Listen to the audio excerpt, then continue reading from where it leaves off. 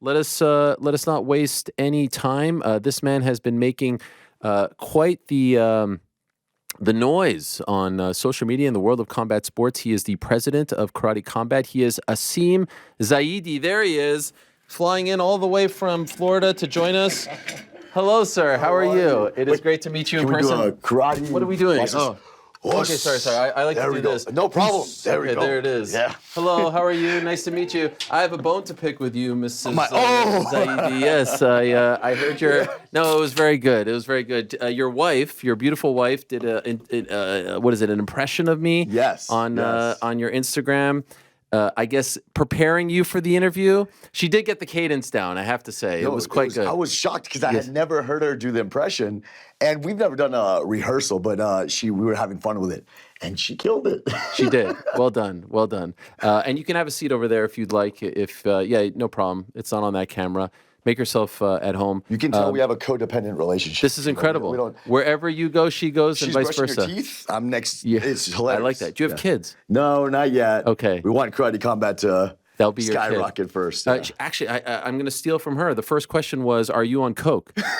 So, are you on coke? I mean, she opened the door for that question. So. No, it was terrible because one of our first YouTube videos that went viral, everybody was commenting like snowflakes and like coke. And I'm like, what the hell's going on? But I've never tasted a drop of alcohol in my life. I've never tried a drug in my life. But I have a very unique diet. Okay. I don't think doctors would agree with this, but I decide not to drink water. I only drink caffeinated beverages. I also juice like a ton, testosterone, HGH, all that stuff. Oh, for real? Oh, yeah. Oh, when you say juice, I thought you meant like... No. So through my veins is pure testosterone and caffeine. That's it. Okay. Probably not great for my kidneys. Wait a second. Is that true? No water?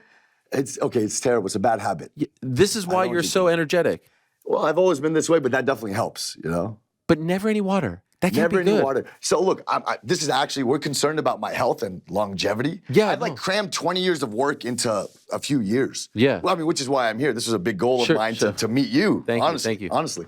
And man, so we're concerned about my health and longevity because I'm just so high pace.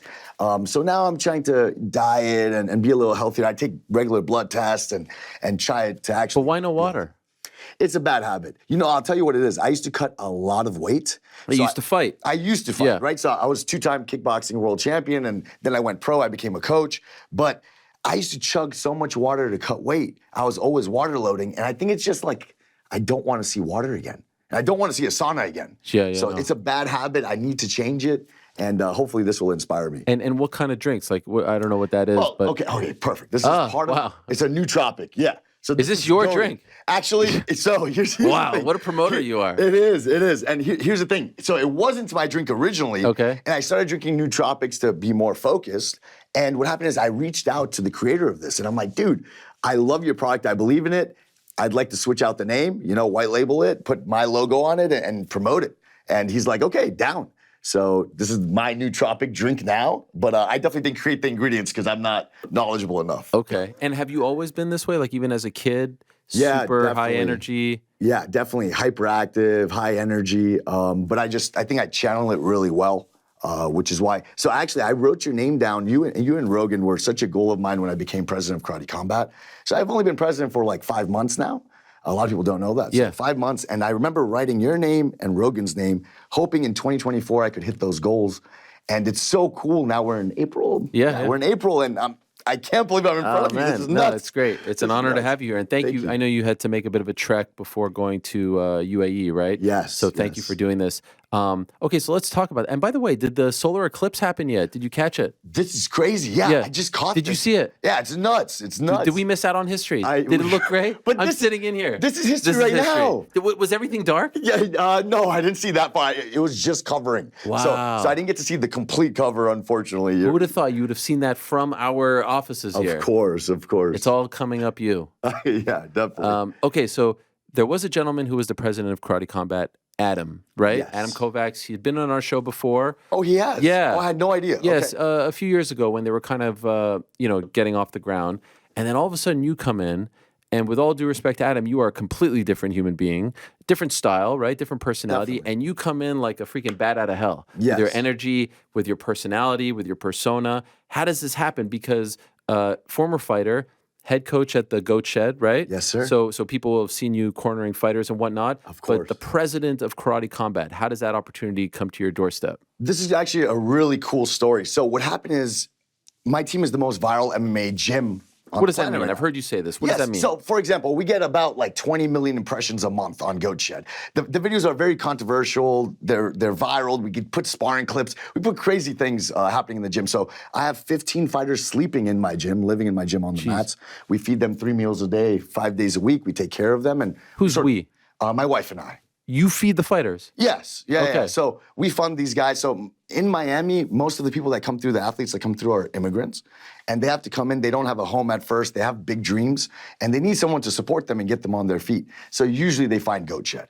Because we have the training methods, and then we have the environment where, okay, you got your meal plans, you got a place to sleep, we got a washer dryer for you, we can take care of you. And then it takes about like a year and a half to get these guys on their feet. And finally, they're able to make a life. Actually, it's the American dream, right? Right. The American dream kind of becomes a reality. In which part of Florida? In Miami. In Miami. Yeah, okay. in Miami, the heart, like And Wynwood. did you name the? Yes, I did. And why did you call it that? So at the time, I only was training a few amateurs, and all of them were undefeated amateurs, champions in Florida.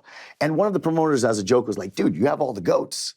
And I'm like, okay. And we started playing with it. I didn't have a name for the team. And then, obviously, the House of the Goats would be like a shed. Yeah. And it was just like a natural progression. And then, like, the idea was we were the first MMA team in Miami, representing Miami. So then, I started reaching out. I got the luxury cars involved, helped us go viral, like the Lamborghinis and Aventadors. I got the chains to have that Miami look. Even though I'm a really casual dressed guy off camera. Okay. And then, that just took off because no coach or gym is really marketing in that way, Sure. right? So we were like the disruptors. And do you get pushback from other people? Oh, without a doubt. Okay. Oh my God. So like in the beginning, the old school coaches were like, what's going on? This guy just got here and he's boasting and he's talking and he's promoting his fighters like as if they're the best thing ever. And they were very upset at that. But I think now, within 3 years, we've gained a record of like 112 wins, 12 losses, which is a 90% win ratio. In the UFC, we're 7-3. And our last 7 bouts were all fight of the night bonuses. Wow. So we're doing great, but we're still a new team. We don't have champions or anything like that. Right. But we're just 3.5 years open. So I think now we've earned that where, hey, if we want to boast and talk and go viral, we definitely can do it. And on the business side, hey, I'm a 33-year-old president of a $500 million organization. So it must have been the right tactics, right, to get here. I'm going to ask you about the organization a little more in a second, but there was a fight recently, Jillian Robertson, fellow Canadian. She's on the verge of winning, and your instinct, rather than guiding her over the line, so to speak, is to turn around. I believe we have the footage to turn around and start filming it like a selfie-style video. Definitely. Here it is, right over here. The coaches, everyone's going crazy. You're talking into the camera. Why do you do this? What propels you to do this? And do you understand why this would perhaps rub some people the wrong way? Oh, without a doubt, I understand that the old school mentality, that would rub them the wrong way. But imagine this. Imagine you're my athlete. Wouldn't you want someone, a friend, a family member, to grab their phone and just scream your name and just vouch for you how you're just this unbelievable athlete? I mean, anybody would want that. Imagine if I left this room and I'm like, Ariel Hawani, the best. It would feel great. So it's not an arrogant thing on my part. It's me believing in my athletes so much and being so proud of them that I can't contain that energy. And it was great. It made it to ESPN. It was great for Jillian. Actually, what's strange is my last, again, 4 fights with my athletes, when I cornered them, all made it to ESPN. Wow. Because with Eileen, we twerked upside down. So, I definitely support my athletes to the extreme. And I think it gets some coaches angry. But what they have to understand is like, look where we are so fast.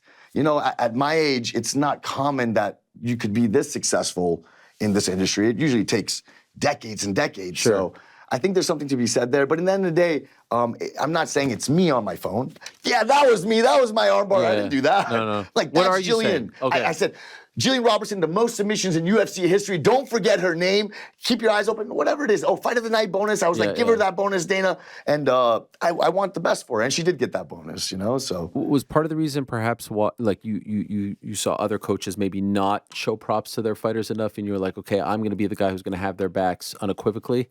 You know what? There is an aspect of that, but more than anything, I think it's a natural part of me to just like be excited for all my friends, like to back them up 100%. But there is a part about being the disruptor, right? So I always like to do the opposite. And I'm actually like a big troll. Like I love trolling people a little bit. Okay. So what's funny is as I created this facade of like these Aventadors and Lamborghinis and chains, everyone started believing. So first of all, a friend of mine for, 20 years owns the biggest wholesale exchange for jewelry in Miami. So I could borrow these things and then I have to give it back to him. So I would be like, dude, let me get 500 grand on my neck. Let me get two. I used to wear two Rolexes on one wrist. Oh gosh. Just to be obnoxious. Yeah. What happened is these guys were roasting me, these older coaches, and they were like, oh, this guy comes from money, he's daddy's money, all this stuff. So I said, you know what? If they're saying that, let me help them keep talking about me. So I wore spikes on my shoes. I was super obnoxious. Get out of a Rolls Royce. I did all these things that aren't, like, I'm just trolling. They don't realize it. They think it's natural. Got it. But I'm just sort of like making fun of them. I never thought two Rolexes on one wrist was good looking. I did it just to be funny. Yeah. And it created this persona that was so different. And it really helped with all my athletes. Any part of that, like, and correct me if I'm totally off base here, but is it a little Andrew Tate-ish? Oh, wow. You know what? Okay, so this is going to be really, really interesting. I've never seen too much of him prior. I had never seen too much of him. I didn't know too much about him. I saw, obviously, the viral clips on Instagram. I can't miss them, right? But then my wife came up to me one day and was like, hey, listen to this guy a little bit. And I listened to him, one of the podcasts he did, and I was actually really impressed with how educated he was, how eloquent he was, how he put ideas together. And whether I agree, I can't say I agree with 100% of what he may say, but I can definitely respect the fact that he's so intelligent, so eloquent, and whatever idea he has in his head, he's able to say verbally. And that's pretty admirable. That's pretty amazing. Okay, so... sorry. Yeah. When I became president, you're going to love this. I'm sorry to interrupt you no like problem. that. Go ahead, but go ahead. We went to, so I can't say too much about it, but my first trip when I became president, I went to Bucharest. Oh, wow. Yeah, that was within 2 weeks of becoming president. And we will be doing an event in Bucharest. And I guess I'll leave it at that in Romania. So is he involved? I guess I'll leave it at that. And then, all right. Did Did you meet him? You'll leave it at that. Yeah, okay. And we'll see where it goes. Wow. Okay, so I'm onto something here with this. He commented on the last Karate Combat. Wow. So, okay, this is absurd. So what's cool is, obviously, I have decent fight knowledge if I'm cornering in the UFC, all this stuff. But I'm learning about this crypto world, and I don't really understand that world. Right. And the guys behind Karate Combat, the founders, I need you to imagine like the Wolf on Wall Street. It's 4 guys that are literally that dude. They're psychopaths. Okay. They're geniuses that were involved with hedge funds. They were working in hedge funds and all that stuff, and now they're into the crypto world. And they're teaching me about these things, and it's just like, it's a new world. I don't understand it completely, but I lost my train of thought completely. But that's I guess, sort of why we're going to Romania and dealing with that stuff. I got to leave it a little open-ended. So Tom Aspinall was just here. I don't know if you saw him. Yeah. And he was asking me before he left, oh, Karate Combat, who owns Karate Combat? And I was like, well, I'm about to find out. Yeah. So who actually does own it? So they're very quiet about their real names. So one of them, I'll say only LARPing, goes by that on Twitter. And that's where I was going to go about it. So here's the thing. When we do these Karate Combat fights, we've started a new league called the IFC. And these are crypto influencers. Oh, I've seen this. And I didn't understand, to be honest, I didn't really support it at first. And as I'm watching it, it's so intriguing. And it's so interesting that guys that are absurdly successful and like your average Joe are willing to get in the pit and then just fight, throw down. So that's where I was going with the whole crypto thing. The founders had this forward vision to do this, and that's where Andrew Tate commented. Because a gentleman named BitBoy, calls himself BitBoy, fought in the main event, and he actually really went out there, and Andrew Tate was in support of that and commented. So this is under the Karate Combat umbrella? Yes, and we have the Pit Submission Series, we have the IFC, and this is under the Karate Combat umbrella. By accident, we created these 2 amazing monster organizations that are slowly growing on their own, and we will begin to separate them on their own. And the people who own Karate Combat now, have they always owned it? Yes. Is it the same group that launched it? Yes, it's the same group. And how old is it? So Karate Combat has been around for about 6 years almost. Okay. And I've only been president for 5 months. Right. So then back to that question. How did you become the president? Because being a coach of a team is hard enough as it is. So now you're gonna love this story. Okay, tell us. So here's the thing. Take some more caffeine while you're Yeah, of course. So here's the thing. Like I was saying before, and I got sidetracked, we were the most viral team on the planet as far as MMA gyms go, right? And Karate Combat saw that and they're like, dude, we need a representative from you. Give us a fighter. And we're like, okay, here we go. My wife, she's a manager for all my athletes. She's an attorney. Oh, wow. So she found an athlete in the mountains of Pakistan, okay? And she's like, I want to bring this guy to America.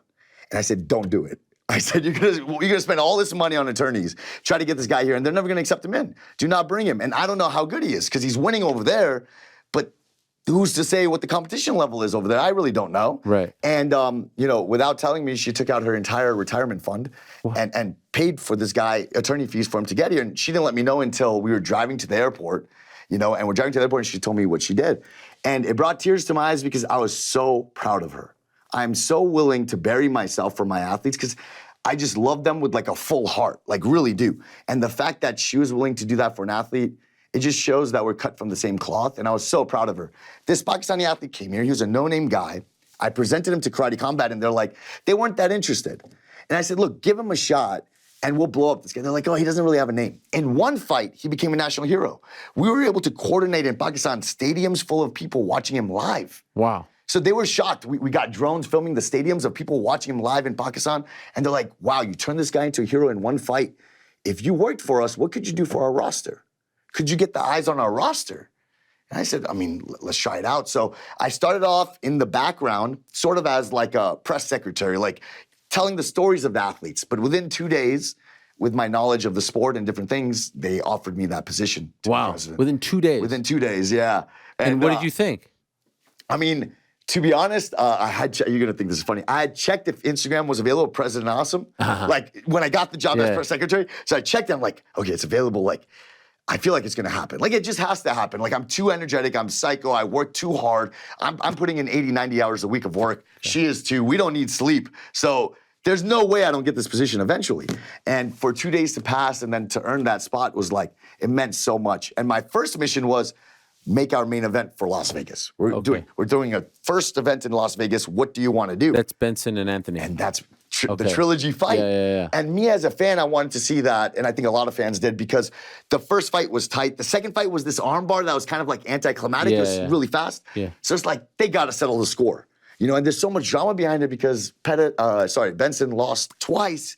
It's his chance, like, with his whole heart for redemption. Right. And it was actually really funny. You're going to love this too. So we went on a private jet. We filmed a crazy promo. I figured this has never been done in combat sports. Like, we're going to be on a private jet. We're going to just talk a huge game and announce Benson Henderson and Anthony Pettis. It went viral. It went all over the place, My very next event, I threw in my mom's house. Okay, so is this true? Is this really your mom? I've seen this footage. Yes, it's amazing. This is not like some normal grandmother's house. No. This is your mom's house? Yes. Come on. So what does your mom do to have a house like this? Okay. Good for her. God bless her. All right, I'm going to tell you something honestly. What's going on here? This is a mansion. You're going to be shocked right now. So we could talk here. There's so many cool stories. Yeah, let's go. There's so many cool stories. This is pretty amazing. So my mother's such an intriguing woman. She's a hero of mine. My father and mother had a unique upbringing. I didn't grow up with money, and we didn't grow up, well, they started off with nothing. Okay. So I got to see my mother, father, and uncles. My uncle was a taxi driver. Where are you originally from? I was born and raised in Miami, actually. Okay, but your family? But my family is from Pakistan, and I have some family from Iraq. Okay. Okay. But so I got to see my family start off with nothing. My mother specifically with really nothing. And she went from sleeping on gas station floors with her husband. Wow. My parents split up. Yeah. Sleeping on gas station floors, working all night long with no money, to what we call the GOAT Mansion. Where we threw a Karate Combat event. And I got to see that the mindset that was necessary to achieve that success. From my mom's side, from my father's side, and from my uncle's side. Now, I think that's why I piss a lot of traditional martial artists off. Because my parents and family have such a different mindset as far as how to become successful, but it's just proven. They've done it over and over. To go from sleeping on a gas station floor to absurd levels of success is very rare. Mm-hmm. And then on top of it, you gotta imagine, she's a Pakistani woman. Her whole life, she was taught in Pakistan, you have to get married, have a kid. You don't go to school, you're not an educated woman, whatever.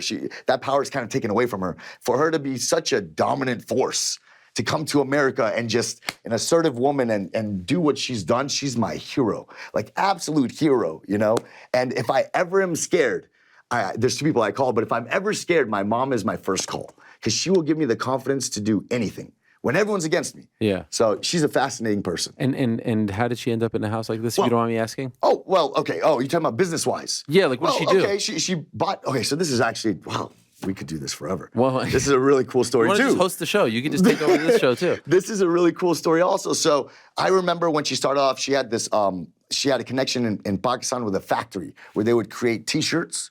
And I remember she started supplying one Walgreens. She had a contract, and then 2, 3, 4, and then all of Florida. But at the time, it wasn't her factory. She just had a connection. And then eventually she had her own factory. Then she was supplying different states with plain T-shirts and towels, simple things like that.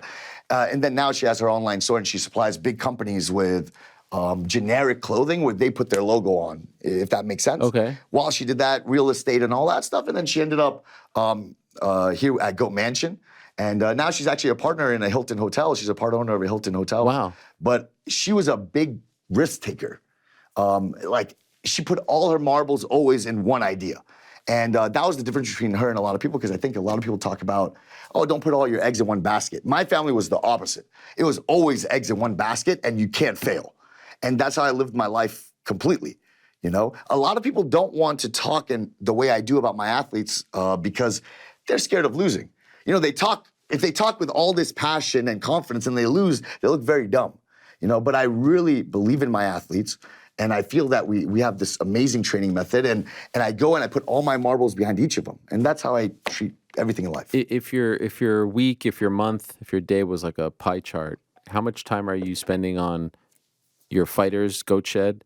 How much time are you spending on Karate Combat? So this is a big issue as of recently. And it does break my heart a little bit, because I really didn't want it to take away. So I didn't want it to take away from Goat Shed. And what happened was I thought I was just going to be like a face and talking. And I thought I was just going to be promoting and making videos and that stuff. But that's not the case at all. So Karate Combat is run actually by the fans, by the token holders. They help make decisions. But in reality, behind it, we come up with these creative ideas. And, you know, we decide where the events are going to be. If you don't notice, every event is in a different location. Yes, right? very unique locations. Definitely. Spring break, your mom's house. Think of it like a Mortal Kombat game, and each level you change the background. Yeah. That's what we sort of think These of are some of the locations right here. Oh, yeah, that's my mom's house, right? That's the beach. We have crazy locations. So each level, think of it as a different location. That's what we're trying to do, right? So we have to come up with all these creative ideas. I thought I was just going to make videos. I didn't think I was going to be involved. Like an influencer type. Exactly. Yeah. I didn't think I was going to be involved in every decision. And basically, I represent the token holders of Karate Combat. What's that token holder? So it's a crypto-run league. It's the first ever crypto-run sports league. Oh. And that's what's really interesting. So there's a karate token, and what happens is when you own that, you can help make decisions. So for example, let's say I decide to do an event at my mom's house. I can put that to a vote, but the token holders have to support me. If they say no, it doesn't happen. For example, we do rule changes. There were some rules that I felt very strongly about that needed to be changed. And I put it to the token holders. I'm like, look, here, I'm pitching you this idea. Will you guys back me? And then boom, they back me. And where does this happen? Like, where are you asking them this? Okay, so this is on the app. We have a Karate Combat app. Okay. And then you can go ahead. There's so many. Oh, wow. Okay, you're going to really like this too. So, I mean, the idea is to empower the fans and the fighters, right? Yeah. So I'm telling you how we empower the fans. They can help make decisions as far as rule changes, locations. We're starting Fight of the Night bonuses based on the token holders, not me. Okay. I can pitch, hey, these are the 3 athletes that I feel are, that are deserving. What do you guys feel? And they can vote for it. So I'm sort of guiding it, but again, it's the power to the fans. How much are the tokens? Right now, I don't know exactly how much each token is worth. But, I don't know legally how much I can say about how great it is. I know nothing about crypto. This is all very foreign to me. I didn't either. So I'm a college dropout. Okay. I feel I'm very educated from my parents as far as business goes, But I didn't know anything about crypto. I'm a big fight knowledge guy. I understand the sport, combat sports. When I got in, I was like, it was just out of my realm. I wasn't too interested to learn about it either at first. And what happened was, and I was really iffy about it, what happened was I started traveling around, meeting, the most successful individuals in the world. We went to the Middle East, met with some big people in Abu Dhabi and Dubai. We have meetings in Saudi.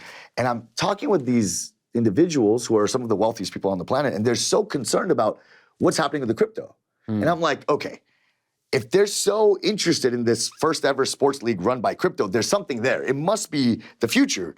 I mean, other leagues must end up following this, right? So I tell my wife, we need to learn very quickly about crypto. Now, I'm only 5 months into my education, but I'm trying to learn about this thing, and it's fascinating because fans want to be able to make decisions. And instead of them being angry, now they're involved. Okay. So it's really cool. And now here's what I love that you're gonna love. You always talk, and I talk about fighter treatment, okay? And that's a big one for me as a coach because I've slept in the gym with my fighters. My wife and I have slept in the gym with our fighters. You know, we have eaten those microwaved meals with them, you know, when we were in a different stage in life. And we've seen that, you know. I've lived in the village in Mexico. I've rented a house and been in camp with my fighters, and I've really dedicated my heart to them. So I care about these athletes. I feel like I'm in a unique scenario where over other presidents, I feel for them because I've lived that way and I know what it's like. So I want them to be taken care of. This token idea gives power to the athletes in that when people vote on fighters, you can vote on fighters before a match. 10% of that goes to the athletes. So as you build a greater name, not only are you paid through our purse, but all these people that have this money and are playing this game, you're contributing 10%. You gain 10% of that. And your purse increases, and of course, as the league grows, you grow. So it empowers the athlete as well. And that's why I love it. We're very fair to the fans and the athletes. I feel like we're the first organization that has tried this idea. And now that I've talked to some of the greatest minds in the world, I feel that it is the future. Because when I go to Dubai and I'm talking to them about karate combat, when I pitched this idea, we're throwing it in Dubai, we partnered with the DET. So I went there. Their concerns were so interesting. One was the crypto side of things. They thought, that's the future as far as sporting goes. And two was, what's karate combat gonna do to our people? Is it gonna be a positive impact? And that was really interesting. And they love the idea that karate has this sense of discipline. They have the bowing, they have the respect, and they wanted that to spread amongst their people. So it benefits Dubai as a city, you know, and that's everywhere we're going. When I'm talking to the people in the Middle East, they're talking about the crypto, they're talking about the influence karate can have on the community. I think it's really, really interesting. Yeah, for sure. Definitely. How's the pay? Like, how would you say? Well, there's another question they asked me before they left. They're like, they're paying these guys well. I'm like, I'm about to find out. Definitely. So how is it? So I'll tell you this. We have, and this is what's really cool too. I mean, a lot of athletes go into a league and their objective is they're going to fight there, build their record, and they're going to hop. And they're going to hop to the UFC or to PFL or whatever it may be.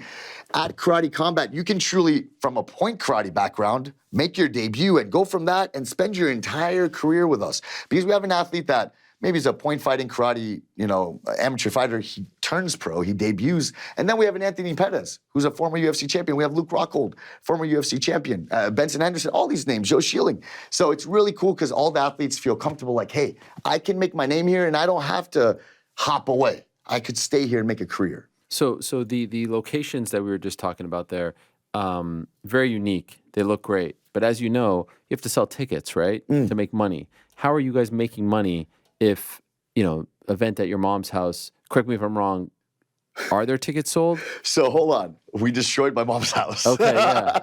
Poor mom. We destroyed my mom's house, and but she's a remarkable lady. So I gotta tell you this story. You're gonna enjoy this too. So with my mom's house, when we decided to do this, so the first promo for Las Vegas, I was on a private jet with my wife, announcing something in a very pretentious, douchey way, right? The second promo, I'm trolling. I'm just having fun. The second promo was me asking permission to throw a party at my mom's house, and my mom just. No, what are you doing? You know, it was a funny promo and people really loved it. Rick Ross involved. Rick Ross, so he has a key to the city of Miami, so we had to have him involved as like a Miami hero. Got it. You know, that's why. It wasn't a random thing. But so my mom, she really is honored and supportive that Karate Combat would choose me as their president, such a, you know, young president, right? And that they would trust me. She offered her house at, you know, no charge. We've destroyed her home. The tennis court is ripped up, like cut open, all this stuff. And she will not tell me the damages. She will not let me know how much we destroyed the house and the tennis court and all this stuff. She's a huge supporter of me. And so we went there. But like in general, like you're going to the beach, you're going to... Oh, wait, I gotta tell you this too. Okay. So at my mom's house, this is borderline illegal, right? You can't do that in a community. You can't have 5,000 people in a home and throw fights. Sure. Like this is borderline rough, okay? So here, so the week of the fight, we made a grave mistake. We told one of the team members at Karate Combat, hey, we need 2 paramedics in order for these fights to happen, to be sanctioned by the Florida Boxing Commission. Please get 2 paramedics. So instead of finding a private place to get these paramedics, he emailed the city. And he said, hey, we're throwing an event at this address at this time on this day. We need 2 paramedics. And they're like, whoa, what are you doing? Right. And now you got to imagine these events cost, up to 7 figures, right, to throw these events. And we could lose everything if this gets shut down 3 days before.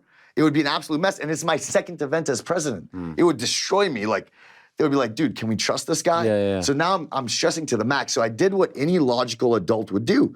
I asked my mom to go to City Hall. And she went there, and she, she pretended to be this like innocent house mom. I didn't know we do this all the time and all this stuff. And she actually somehow swayed them to get their approval to be able to do this event legally at my mom's house.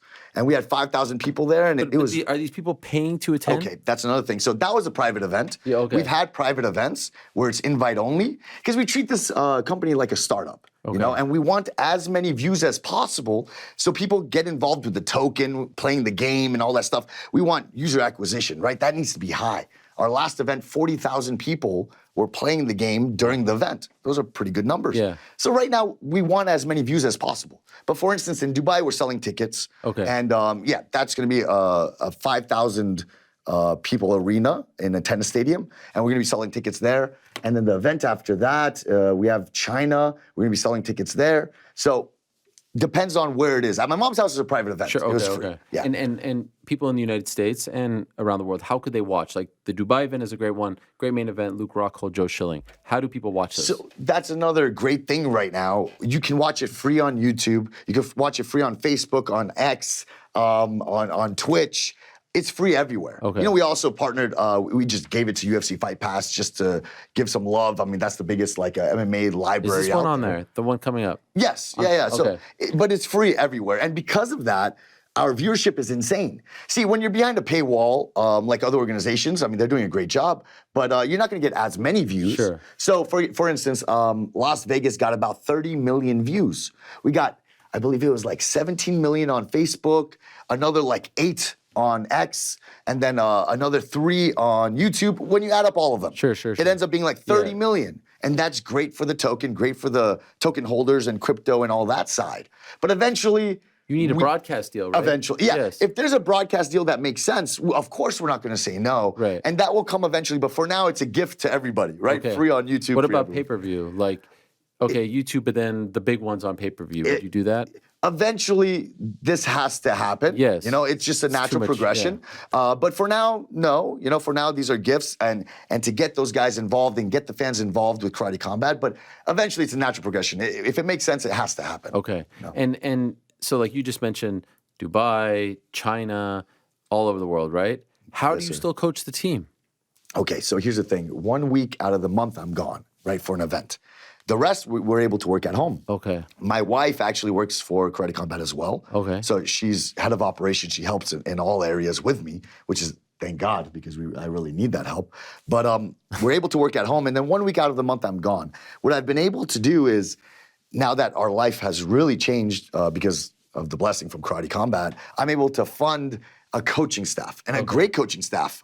Actually, Dean Thomas coaches from his heart at my gym.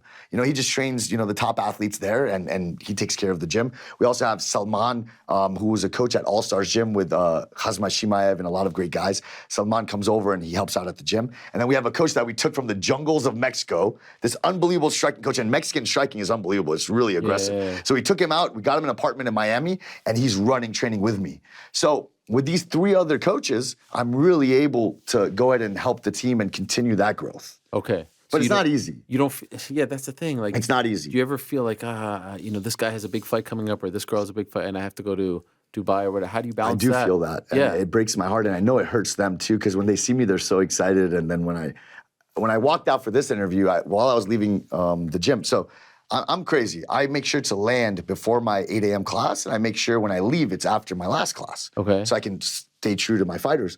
And when I was walking out the door Saturday, their eyes, it was like puppy eyes, and they were running up to me all saying bye to me, and it made me so sad to leave them. But in the end of the day, it's a betterment for the team. It will be. Because now I have a great coaching staff. So it's not just my brain. We have 4 brains involved in this team, and it's going to help them.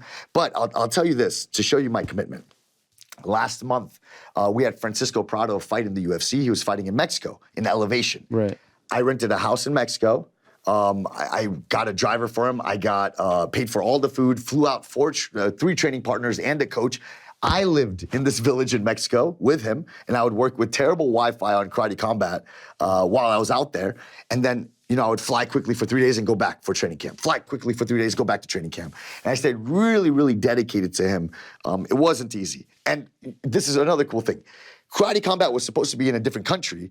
I made sure to move it to where the UFC was, where I was cornering. Yeah. So that way I could go the day before to do my event, and the next day I was cornering in the UFC.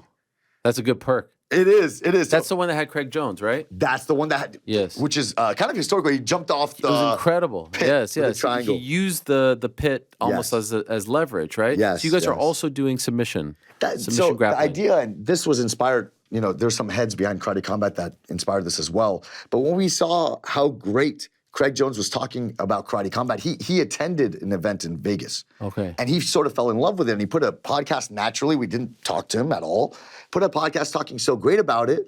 And a lot of people were talking about how interesting it would be to have grappling because you can never go off the mat, right? So there's no breaks. The referee doesn't have to intervene at all during the match. So he was talking so great about it. And I noticed that all his fans were transferring over to Karate Combat and really enjoying it, the striking arts. So I said, okay, let's contribute also. The Jiu-Jitsu fans love Karate Combat. Let's give back to them and let's try this out. So we had a pit submission series and it took off by accident, and it was an amazing thing. Some of the karate traditionalists are really upset at it. This is the ironic thing. So the karate traditionalists hate the Jiu-Jitsu. Okay. The Jiu-Jitsu guys love karate. Interesting. Yeah, it's kind of strange. Is there more old guard, do you think?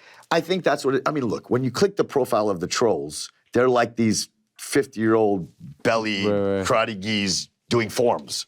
It's kind of like Mac Dojos. Okay. No real athlete or fighter is just going to hate on Karate Combat. The level of fighting now is pretty amazing. Yeah, no. Really high level. It's very entertaining. For those that may not know, if they've never seen, they're just MMA fans, what are the rules in a short elevator pitch? Like what makes you different? Yeah. I got you. It's very simple. Imagine MMA without submissions, so you can strike from virtually every position. Now, the pace of the fight is a lot quicker. I'll tell you why. We got 3-minute rounds instead of 5, and you can only strike. Can I demonstrate? Sure. You can only strike on the ground as long as you're continuing to land effectively. Okay. The second he kicks you off, you stand back up. The second he wrestles his way up, obviously, the ref is going to break and stand back up. So as long as you're continuously striking, the match can go.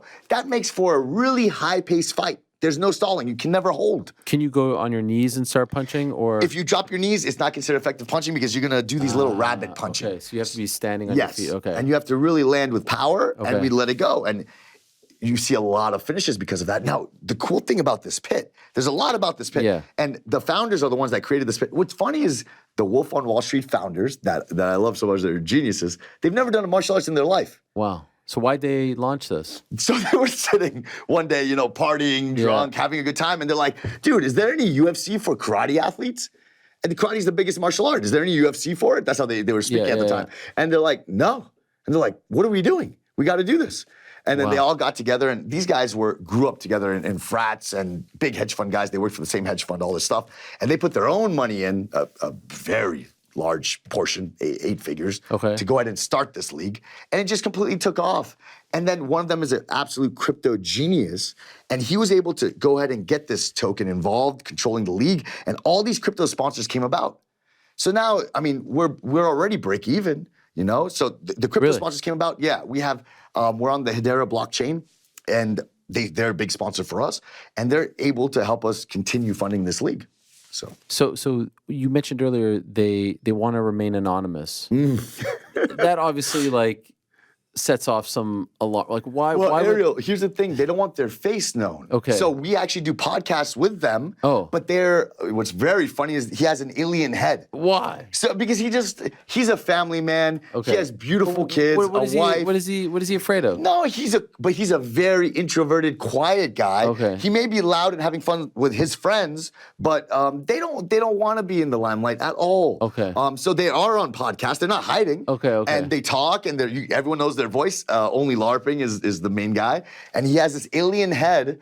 And he's there talking. Nobody knows what he looks like, but it's so cool, man. So you kind of you take all the attention, the spotlight, and they do the back. Exactly. So I'll do you make the matches? Do you help make the matches? Yes. So you're not just a figurehead. No, and again, that's what I thought I was going to be.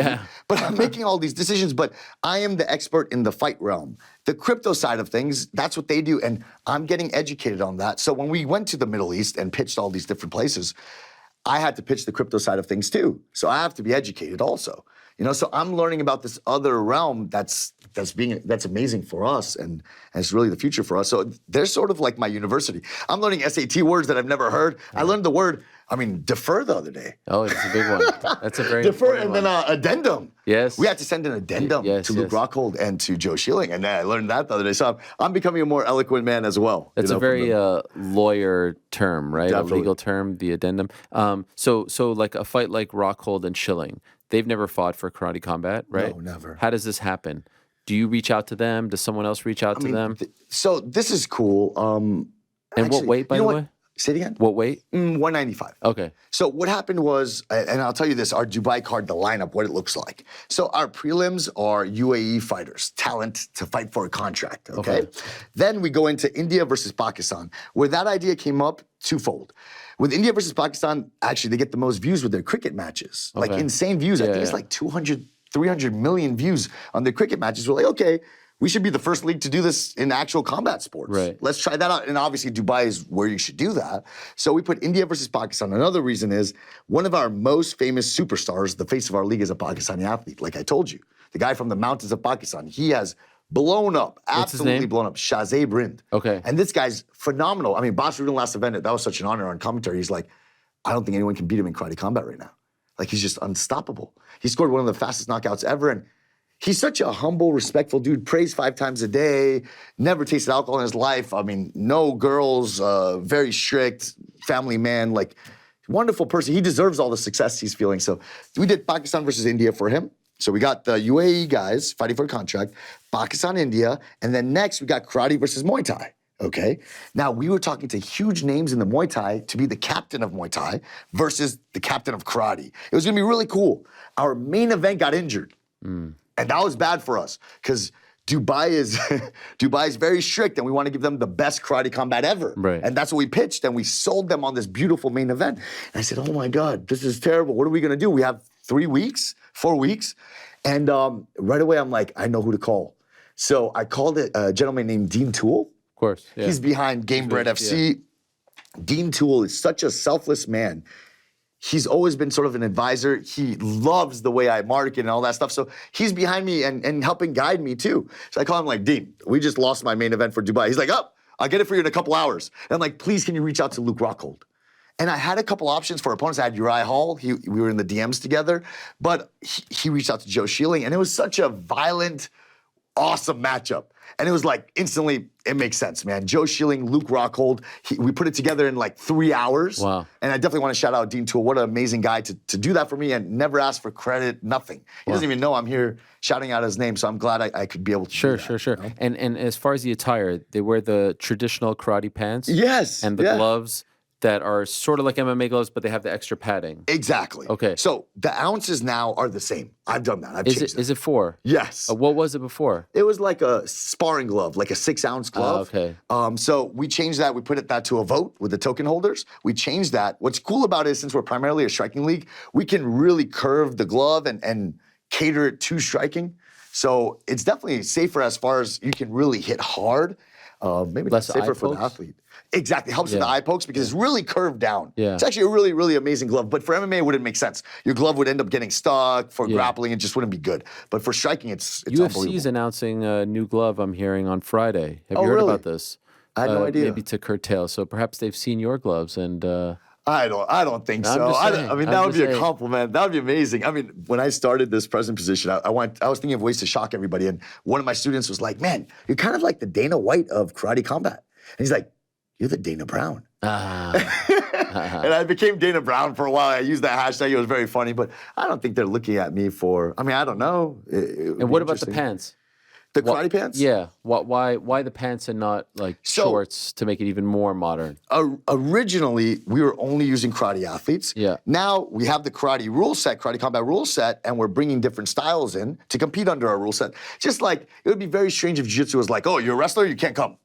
That's like very discriminative, actually. It's very strange. Right. So we allow everybody to compete within our karate rule set, but we maintain tradition still. You know, like we try our best to have respectful face-offs. It doesn't happen all the time. We have some crazy face-offs. Yeah. But we try our best to make sure we maintain some karate traditions, you know, in the modern era. Right. So the pants are there. Now, this Muay Thai versus karate matchup, we're allowing the Muay Thai guys to wear their Muay Thai trunks.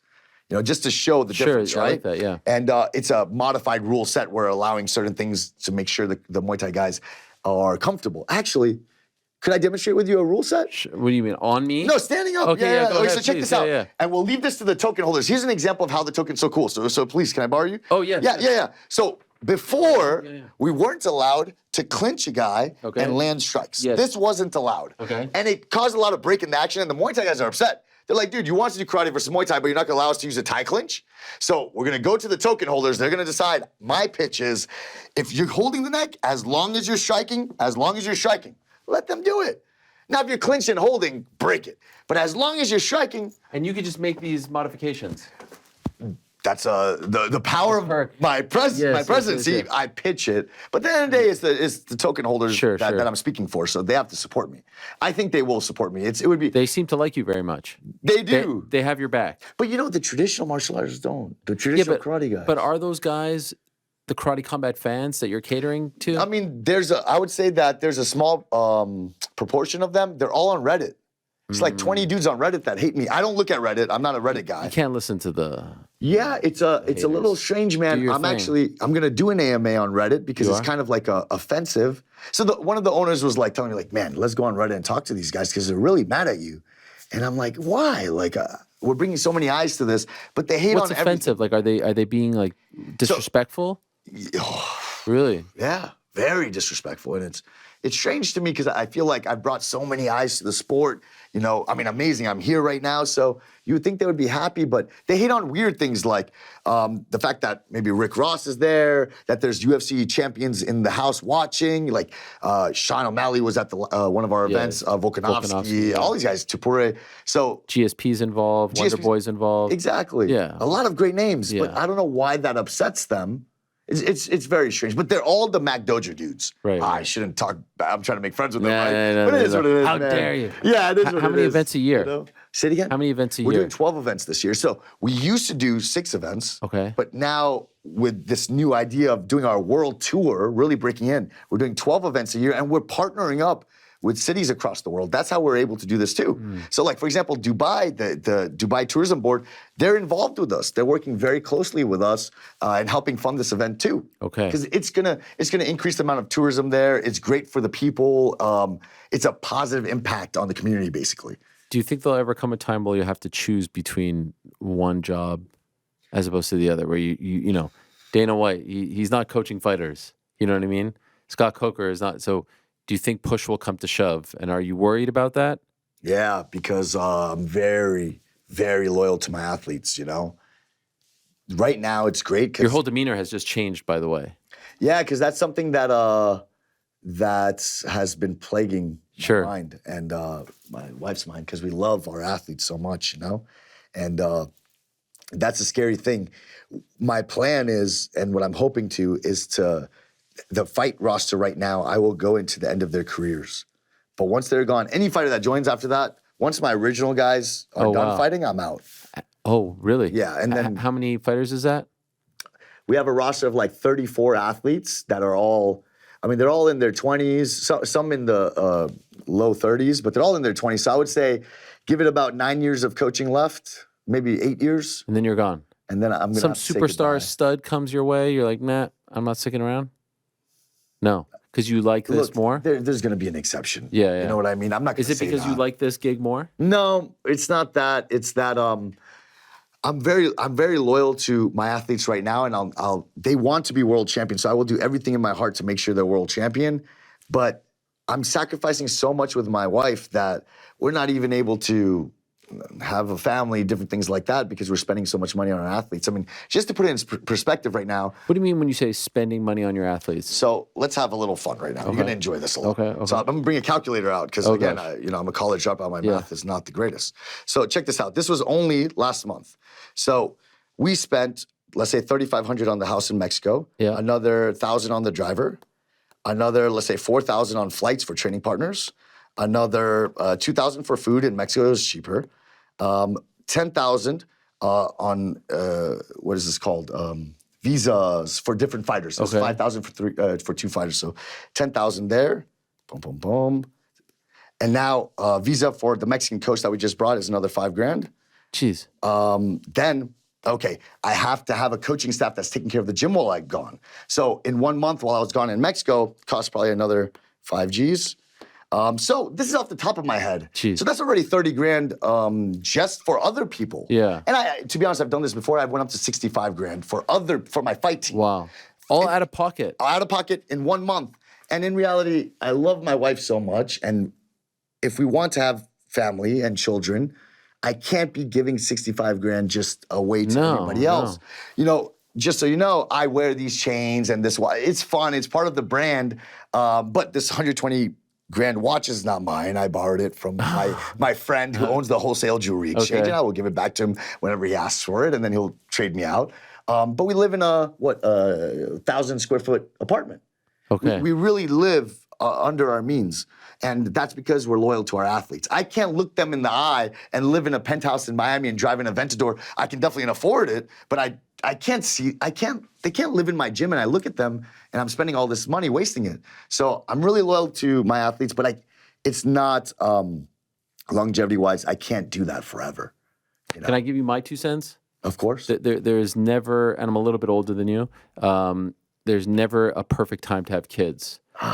But Mom says that. Yeah. But you are doing a disservice to you and your wife if you don't have kids.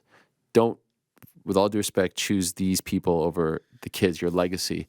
Nothing will give you better and greater enjoyment than raising your kids. So this may be fun and exciting, and you could do both, but don't punish yourself by holding off on doing that. So that's my fatherly advice. And that's the advice my father and mother are going to give me too. So, and it's correct. You know? Because in 3 years and 4 years and 5, there'll be something else that you'll be like, a couple more years I need to do this. Laura, we will make a deadline tonight of 3 years. And by the way, the kids will make you better. They will make you better people. They will give you perspective. They will ground you. They will give you a good distraction where you're not going 1,000 miles an hour on work.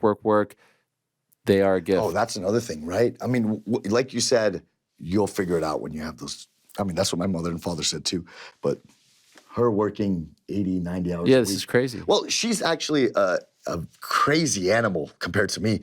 So obviously I'm great on camera and stuff like that, but this woman doesn't sleep. I don't know how she does it. And it's crazy because I take all this credit and I'm here on camera saying I did that, but it's not like that. There's a whole team behind me, and she is everything for my success. I opened up Goat Shed because of her, and I definitely wouldn't be president of Karate Combat if she didn't inspire me to do that. So when we were dating, I was trying to fight and coach at the same time. So I was this amateur champion. Everyone thought I was going to be great. All this stuff, right? I won worlds twice. And then when I turned pro, I was coaching and fighting at the same time, and then it was just like plummeting down for me. And I just couldn't juggle it. And she came to me and she said, look, you're not a man. Make your decision. Are you a coach or are you a fighter? Because you're not loyal to your fighters because you're trying to fight. Right. And you're not loyal to your fighting career because you're trying to coach. Pick one. And she broke up with me for 9 months. Wow. She blocked me on absolutely every app that I could find her in. And I chased after her for 9 months. And I opened the Goat Shed during that breakup in inspiration to her because I realized I need to be a man. I need to make that decision. And thank God I did that, and I earned her back, and we've been together since, and now we're married. And my life has become so amazing because of my wife. Something very powerful happened when we got married too. It's very strange. Everything just got together. I don't know what I believe in exactly, but whatever happened when we got married was really special, and she's a genius behind me, definitely. Well, it's amazing to hear you talk about her like that. This was great. Good luck, April 20th. Looking forward to it. I'll be watching. Love Luke Rockhold, Joe Schilling, a legend. You need to drink water. You need to get some sleep, okay? And keep on going, but take care of one yourself, shout all out right? too. Yes, please. So we have, and I talk so much about Karate Combat. We have the Pit Submission Series, Yes. also in Dubai, and the main event we have Craig Jones, and he's taking on a very, very strong athlete. Right now, I think the guy's like 22 and 2 in the UFC, something like that. Amazing athlete. Marat, I can't even pronounce. I don't want to kill his last name, but Renet. Starts with an F, figure Margarita. Yeah. I should have practiced this, right? Poor guy. But unbelievable athlete. It's kind of like that Dagestani, Eastern European style of wrestling versus jiu-jitsu. It's going to be pretty amazing out there in Dubai. Oh, same card. Same card. Okay. And then, just like we I love said, Craig Jones here. Dean He's the Toole man. has been really a blessing as far as giving me advice. I mean, Mo Jossim from ADCC has been behind me, really just giving me advice, selfless advice, to help guide me in growing this organization, Pit Sub Series, as well. Well, keep it up, man. Thank it was you. great. Thank you for Thank coming. you. Good luck to you. Good luck to the family as well. And good luck to the team, the Goat Shed as well. Definitely. Good luck And to. I definitely want to say you can catch us all over the Middle East this year. We're trying to get to South Asia. We've partnered with the Rao family, and you should see us all over Asia, the Middle East, and I really want to bring it to our hometown in Miami often, so please stay tuned. There he is, President Asim. And did I pronounce your name correctly? That's Asim. So it's Zaidi? Asim. Asim. Okay, So like Asim, but for some reason, nobody can say Asim. They say Okay. Asim. Okay. So it's like, okay, awesome. My apologies. No So problem. Asim Zaidi? Asim Zaidi, yeah. Okay, well done, and good luck April 20th. Thanks for watching. We appreciate it very much. Hey, if you like this video, give us the old thumbs up. Subscribe as well. You can get many more of these videos on the channel, so please do that. We would love you forever if you did so.